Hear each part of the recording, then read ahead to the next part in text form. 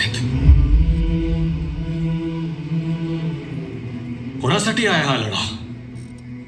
कोणासाठी आला तुम्ही सगळे इथे? स्वतःसाठी? कान्होजी काकांसाठी? आमच्यासाठी? आम्ही सांगतो, ज्यांचा हसरा चेहरा पाहून तुम्ही रोज घर सोडता, हा लढा त्या चेहऱ्यांसाठी आहे. आपलं आयुष्य आपण झेंड्यासारखं वाऱ्यावर उधळून लावतो, पण खाली ज्या पळावर तो भगवा तग धरून उभा आहे, हा लढा त्या हातांसाठी आहे. ज्यांच्यात इच्छा असूनही लढण्याचं बळ नाही, हा लढा त्यांच्यासाठी आहे.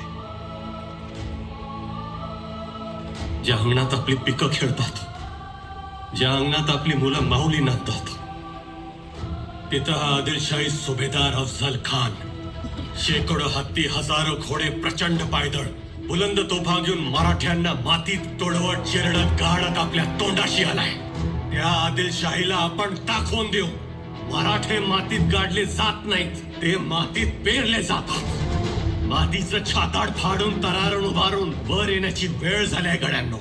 ध्यानात घ्या, गणिम किती जरी बलाढ्य असला तरी त्याचा गळा वीत वरच असतो.